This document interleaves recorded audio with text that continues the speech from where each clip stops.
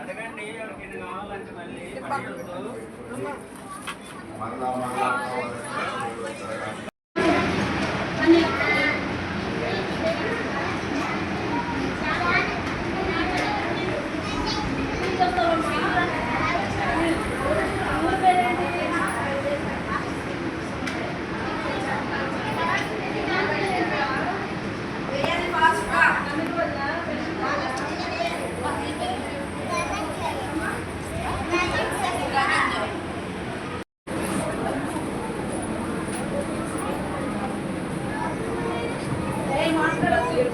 Praise the lord పిల్లలు, praise the lord. అందరు బాగున్నారా? ఎంత బాగున్నారు? మీకు ఒక కష్టమైన ప్రశ్న అడుగుతాను, చెప్తారా? భారతదేశం వెరీ గుడ్, వెరీ గుడ్. అయితే ఫిలిప్పైన్ దేశంలో ఒక ప్రాంతం ఉంది. పిల్లలు, నేను ఒక మాట చెప్తా అంట, అప్పుడప్పుడు మీరు చెప్పాలి, సరేనా? నేనేం చెప్తానంటే గాడ్ ఈజ్ గుడ్ చెప్పండి. మీరేం చెప్పాలి? All the time. చెందిన అంకుల్, ఇతని పేరు డిక్. చెప్పండి అందరూ, డిక్. అబ్బాయి పేరు నాట్. భలే గుర్తు పెట్టుకున్నారు. మిషనరీ. ఈ అంకుల్ పేరు ఏం పేరంటే డిక్. ఆయన మిషనరీ. మిషనరీ అంటే యేసు ప్రభువుని గురించి తెలియని ప్రాంతాలకు వెళ్ళి అక్కడ యేసయ్యని గురించి బోధిస్తారు, యేసయ్య ప్రేమ గురించి తెలియజేస్తారు. మిషనరీ అంటే ఆ ప్రాంతంలోకి వెళ్ళి భాష నేర్చుకొని వాళ్ళ పద్ధతులన్నీ కూడా చేస్తూ వాళ్ళలాగే జీవించి అప్పుడు దేవుని ప్రేమను చెప్తారనమాట. అది ఈ అంకుల్ చేస్తాడు ఈ పని. డిక్ మిషనరీ అన్నమాట. డిక్ గారు మిషనరీ. అమెరికాకు చెందినటువంటి వ్యక్తి. ఇతను ఏం చేశాడంటే ఆ ప్రాంతానికి వెళ్ళాడు. ఫిలిప్పైన్స్ ఆ ప్రాంతానికి వెళ్ళి ఇస్నాగో తెగ ఉన్నటువంటి ఆ ప్రాంతానికి వెళ్ళి ఇతను కలుసుకున్నాడు. నాట్ కలుసుకున్న తర్వాత ఈ నాట్కి చాలా భయం వేసింది అంకుల్ చూడగానే. ఎందుకు భయం వేసిందంటే, అమ్మో ఇతను ఎవరు ఇలాగ వచ్చాడు, ఇతను నన్ను ఏమన్నా చేస్తాడేమో, మరి మా ప్రజలందరూ కూడా అడవిలో ఉంటాం మేము, మరి మాంసము వేటాడి తింటాము, పురుగులు తింటాము, తర్వాత రకరకాల పక్షులు తింటాము, మరి ఈ అంకుల్ తినే ఆహారం వేరు, మరి మమ్మల్ని ఏమైనా చేస్తాడేమో అనుకున్నాడు.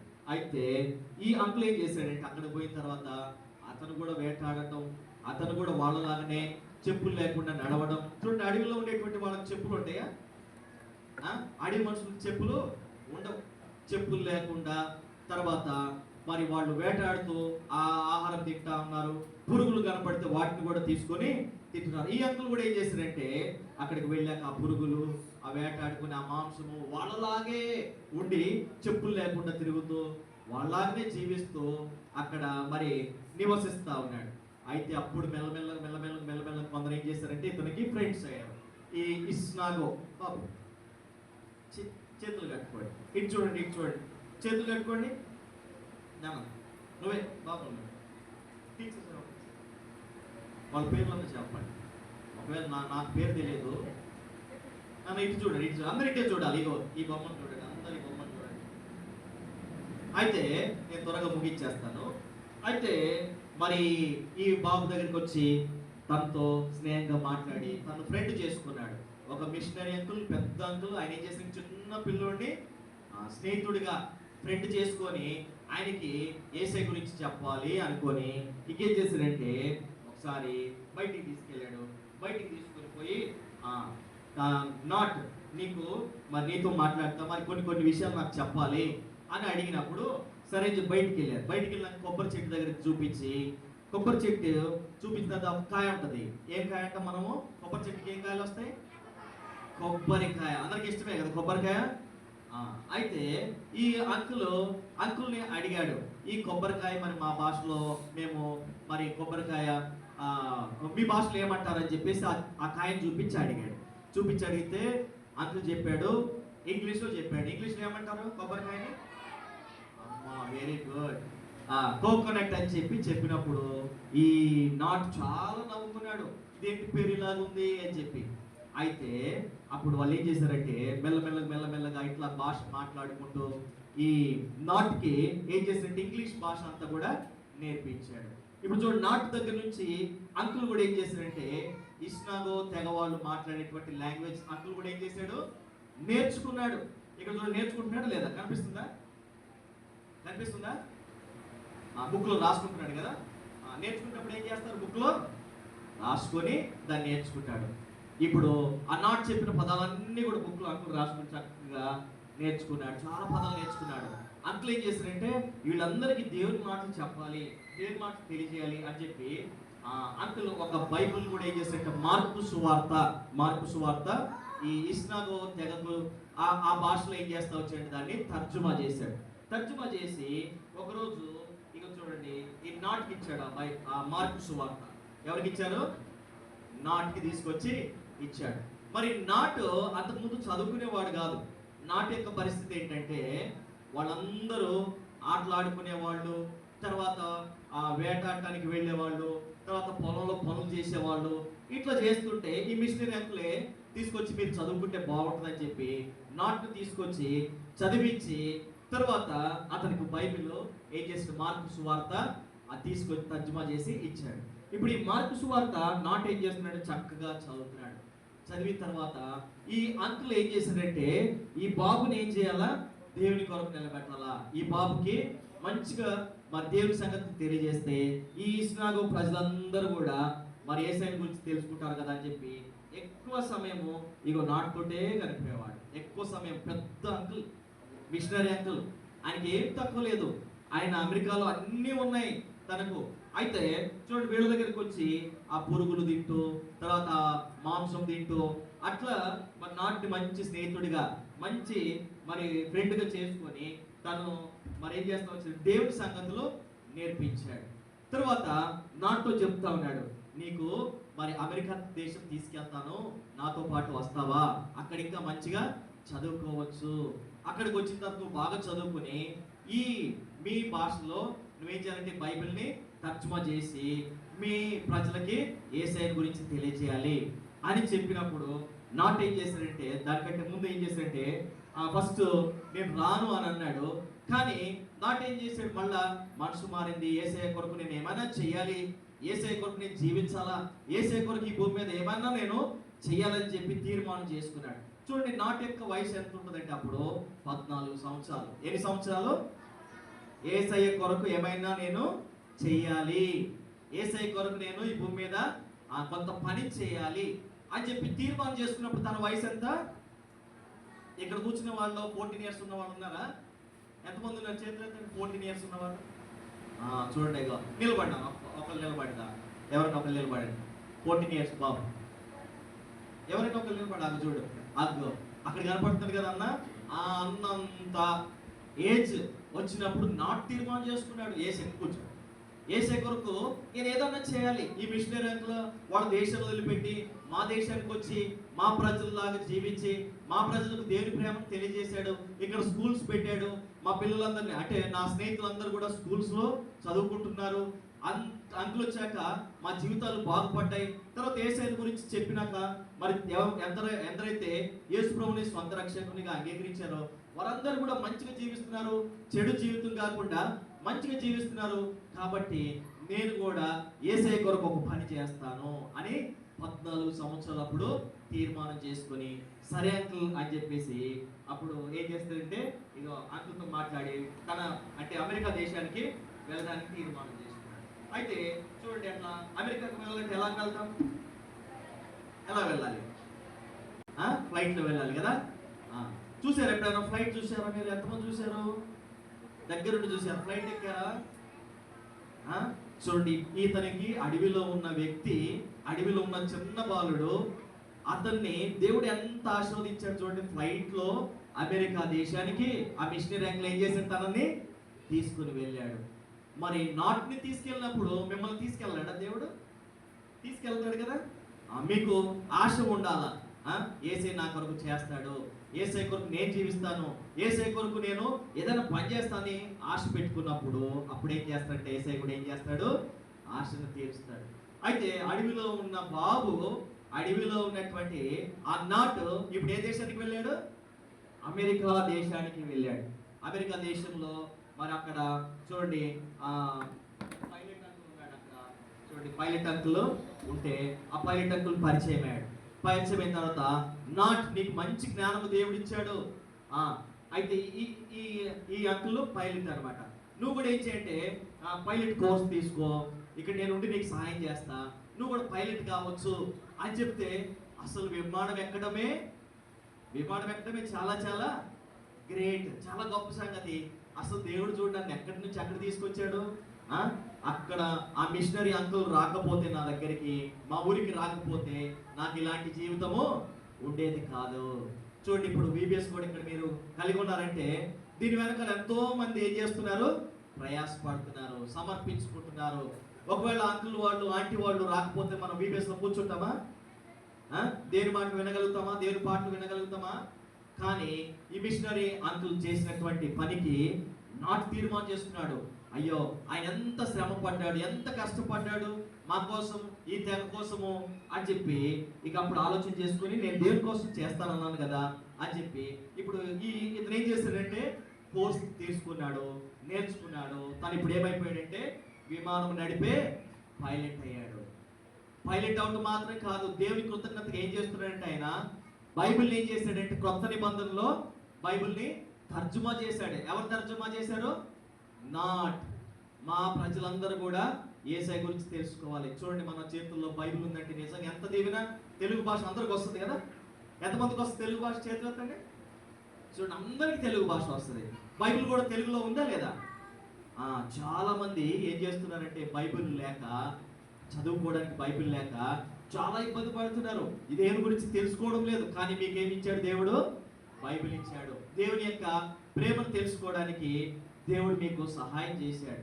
కాబట్టి అప్పుడు ఇతను అనుకున్నాడు, నాట్ అనుకున్నాడు, నా ప్రజలందరూ కూడా కొత్త నిబంధన చదవాలి, నా భాషలో చదవాలి అని చెప్పి బైబిల్స్ తర్జుమా చేశాడు. ఫస్ట్ ఆయన ఏం చేశాడంటే ఆ ఫ్లైట్ తీసుకొని వాళ్ళ ఊరికి వచ్చాడు, వాళ్ళ గ్రామానికి వచ్చి అక్కడ అవి దింపేసిన తర్వాత సరుకంతా దింపితే ఆ బాక్స్లో బైబిల్స్ చాలా ఉన్నాయంట, కొత్త నిబంధన బైబిల్స్. తర్వాత వాళ్ళ అక్క వచ్చి ఆ పెట్టి తీసుకుని వెళ్తామనంట. అక్క ఏంటి ఈ బాక్స్లో ఏముందో తెలుసా అంటే నాకు తెలియదు అంట. అయితే ఏముండొచ్చు చెప్పండి ఆ బాక్స్లో? మా భలే చెప్పారు మీరు. అందులో ఏమున్నాయి? కొత్త నిబంధన తర్జుమా చేసిన బైబిల్స్ అన్ని కూడా అందులో ఉన్నాయి. ఎందుకు తీసుకొచ్చారంటే ఆ బైబిల్స్ అన్ని కూడా పంచిపెట్టడానికి, ఆ తెగ వాళ్ళందరూ కూడా రక్షించబడటానికి. ఎందుకంటే చూడండి దేవుని కొరకు పని చేయడానికి మనం తీర్మానం చేసుకున్నప్పుడు, దేవునికి మన జీవితాన్ని ఇచ్చినప్పుడు యేసయ్య ఏం చేస్తాడు తెలుసా? ఎక్కడో అడవిలో ఉన్నటువంటి వాళ్ళని కూడా ఏం చేస్తాడు? ఎంతో ఉన్నతమైన స్థానానికి తీసుకుని వస్తాడు. ఎంతమందికి ఇష్టం మీరు అందరూ కూడా ఉన్నతమైన స్థానంలో ఉండాలని? ఇష్టమేనా అందరికీ? మంచి ఉద్యోగం చేయాలి, ఉన్నతమైన స్థితిలో ఉండాలి అంటే మరి ఇప్పుడు ఏం చేయాలా? నాట్లాగా ఏం చేయాలా? యేసయ్య కొరకు నేను జీవిస్తాను, యేసయ్య కొరకు నేను పని చేస్తాను అని ఏం చేయాలి? మనము తీర్మానం చేసుకోవాలా. ఇది చాలా చిన్న కథే, కానీ చూడండి నాట్ చాలా శ్రమ పడ్డాడు. ఫస్ట్ శ్రమ పడి తర్వాత మిషనరీ అంకుల్ ద్వారా మనకు ఒక మంచి భవిష్యత్తు, అంతమాత్రం కాదు యేసయ్యని స్వంత రక్షకునిగా అంగీకరించాడు. ఇప్పుడు మీకు కూడా ఇక్కడ అందరూ ఎవరంటే వీళ్ళందరూ టీచర్స్ కూడా మిషనరీస్ లాంటి వాళ్ళే. మీకు ఎవరు చెప్పండి? టీచర్స్ ఎవరు మీకు ఇప్పుడు? డిక్ అంకుల్ ఆ పిల్లలకి మంచి చెప్పాడు కాబట్టి మంచి ప్రయోజనకరులుగా వాళ్ళు ఎదిగినారు. కనుక ఇప్పుడు మీకు కూడా చెప్పేది ఏంటి? ఇక్కడ చెడు చెప్తున్నారు, మంచి చెప్తున్నారా? మంచి చెప్తున్నప్పుడు మనం వినాలా? విని దాని ప్రకారం జీవించాలా లేదా? జీవిస్తారా? ఈ VBSలో తీర్మానం చేసుకుంటారా?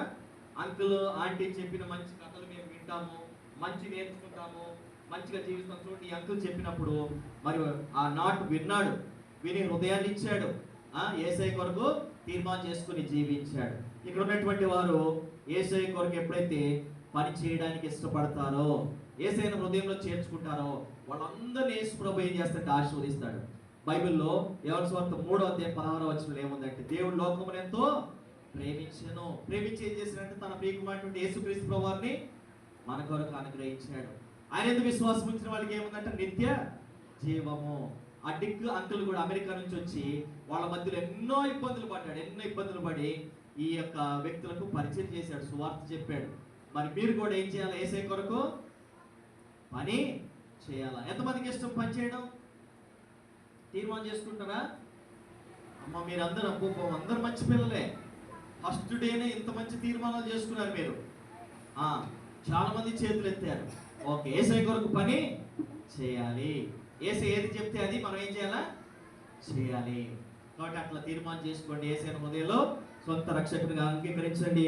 చూడండి, బైబిల్లో ఒక వ్యక్తి ఉన్నాడు, దావీదు. ఎక్కడున్నాడంటే మీ అందరూ తెలుసు కదా, దావీదు గొర్రెల కాపరి. కానీ దేవుడు తను ఏం చేశాడు, రాజుగా చేశాడు.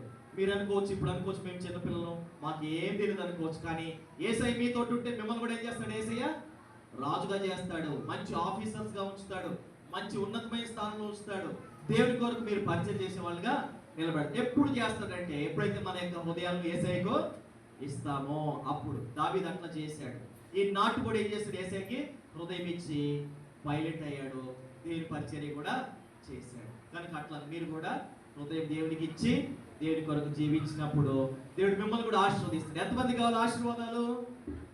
మరి ఆశీర్వాదం కావాలంటే మనం ఏం చేయాలా, దేవుని మాట వినాలి. ఓకే, సరే ప్రార్థన చేసుకుందాం. సమయం ఈ రోజు ఫస్ట్ డే కొంచెం ఆలస్యమైంది కనుక త్వరగా ముగించుకుందాం. మోకరించండి ఒక నిమిషము.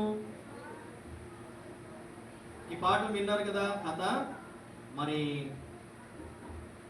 నాట్లాగా ఎవరైతే కష్టపడి ఇబ్బంది పడుతూ ఉన్నారో యేసయ్య నాటుని జ్ఞాపకం చేసుకున్నాడు. కనుక మీరు కూడా తీర్మానం చేసుకోండి నాట్లాగా. ఇక్కడ ఉన్నటువంటి ఆంటీ వాళ్ళు, అంకుల్ వాళ్ళు, టీచర్స్ మీకు ఏదైతే చెప్తున్నారో జాగ్రత్తగా వినండి. నాటు విన్నాడు, యేసయ్యకి హృదయం ఇచ్చాడు. తర్వాత నాటు దేవునికి లోబడ్డాడు. దేవునికి లోబడి మరి దేవుని చేత ఆశీర్వదించబడ్డాడు. యేసయ్య కూడా అంటే మిమ్మల్ని ఆశీర్వదించడానికి ఆయన ఇష్టపడుతున్నాడు. ఈ వీబీఎస్కి ఎందుకు తీసుకొచ్చాడు మిమ్మల్ని? యేసయ్య మిమ్మల్ని ఆశీర్వదించడానికి. యేసయ్య దగ్గరికి చాలా మంది చిన్న బిడ్డలు వచ్చారు. వాళ్ళు ఏం చేసినట్టు యేసయ్య వాళ్ళని ఎత్తుకున్నాడు, కౌగిలించుకున్నాడు, వారి మీద చేతులు ఉంచారు. ఇంకేం చేశాడంటే వాళ్ళని అందరినీ ఆశీర్వదించాడు. కాబట్టి యేసయ్య ఇచ్చే ఆశీర్వాదాలు కావాలా మీకు వద్దా? కావాలంటే ఈ వీబీఎస్ ఫస్ట్ డే మీరు కూడా తీర్మానం చేసుకొని నాట్లాగా జీవితాన్ని సమర్పించుకుంటే దేవుడు ఆశీర్వదిస్తాడు. సరే ప్రార్థన చేసుకుందాం.